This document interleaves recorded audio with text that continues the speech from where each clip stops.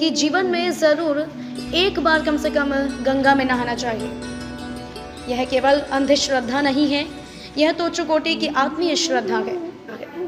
इसीलिए यह शिव गंगा बन गई। यह जीवन दायिनी है और शिव ने हिमालय में गंगा मैया को धारण किया है, इसीलिए इसको शिव गंगा कहते हैं। यह केवल नदी या नदी का जल नहीं है, अपितु यह माँ स्वरूप है, हमारी मैया है।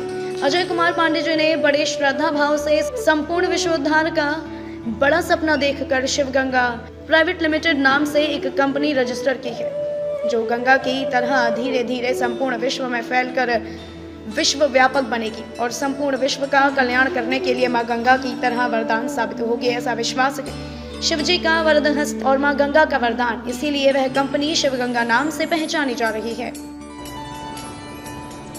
अजय कुमार पांडे जी ने बड़े श्रद्धा भाव से संपूर्ण विश्वोद्धार का बड़ा सपना देखकर शिवगंगा प्राइवेट लिमिटेड नाम से एक कंपनी रजिस्टर की है, जो गंगा की तरह धीरे धीरे संपूर्ण विश्व में फैलकर विश्व व्यापक बनेगी और संपूर्ण विश्व का कल्याण करने के लिए माँ गंगा की तरह वरदान साबित होगी, ऐसा विश्वास है। शिव जी का वरदहस्त और माँ गंगा का वरदान, इसलिए यह कंपनी शिव गंगा नाम से पहचानी जा रही है।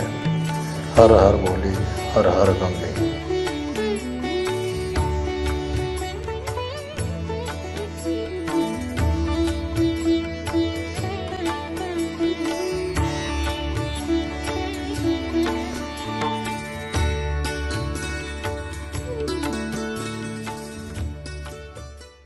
गंगा, जिसे बहुत ही पवित्र नदी माना जाता है, कहा जाता है मात्र गंगा स्नान से हमारे सारे पाप धुल जाते हैं। इसलिए मनुष्य अपने जीवन में एक बार गंगा स्नान जरूर करता है। शास्त्रों में भी गंगा को देव नदी कहा गया है। पुराणों में गंगा की उत्पत्ति के बारे में अनेक मान्यताएं भी प्रसिद्ध हैं। एक मान्यता के अनुसार ब्रह्मा जी के कमंडल का जल गंगा नामक युवती के रूप में प्रकट हुआ था। एक अन्य कथा के अनुसार ब्रह्मा जी ने विष्णु जी के चरणों को आदर सहित धोया और उस जल को अपने कमंडल में एकत्रित कर लिया। तीसरी मान्यता के अनुसार गंगा पर्वतों के राजा हिमवान और उनकी पत्नी मैना की पुत्री है। इस प्रकार गंगा जी देवी पार्वती की बहन भी हैं।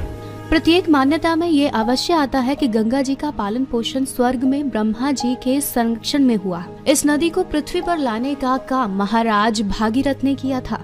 इसे भगवान शिव अपने सिर पर धारण किए हुए हैं।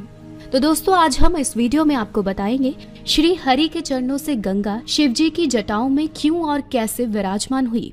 तो आइए जानते हैं इस प्रचलित कथा के बारे में। भागीरथ एक प्रतापी राजा थे। मान्यता के अनुसार उन्होंने अपने पूर्वजों को जीवन मरण के दोष से मुक्त करने के लिए गंगा को पृथ्वी पर लाने की ठानी, क्योंकि गंगा का जल इतना पवित्र होता है, जो भी इसे ग्रहण कर लेता है उसके सारे पाप धुल जाते हैं। गंगा माता को पृथ्वी पर लाने हेतु भागीरथ ने कठोर तपस्या आरंभ कर दी। उनकी कठोर तपस्या देखकर गंगा माँ प्रसन्न हुई और भागीरथ के सक्षम प्रकट हुई। लेकिन उन्होंने पृथ्वी पर आने से पहले भागीरथ को सावधान किया कि मैं जब स्वर्ग से पृथ्वी पर आऊंगी तो पृथ्वी से मेरा वेग सहन नहीं होगा। मेरे तेज बहाव से सारी धरती नष्ट हो जाएगी और मैं रसातल में चली जाऊंगी। गंगा को ये अभिमान था कि कोई उनका वेग सहन नहीं कर सकता।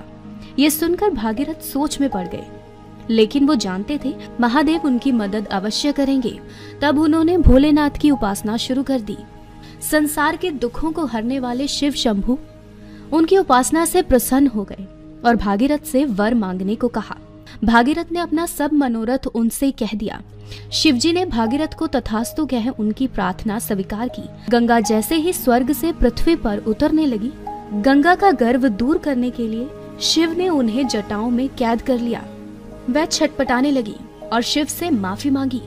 तब शिव ने उन्हें जटा से एक छोटे से पोखर में छोड़ दिया, जहां से गंगा 7 धाराओं में प्रवाहित हुई। खबरों में अब तक के लिए बस इतना ही। मिलते हैं फिर ऐसी ही किसी बड़ी खबर के साथ।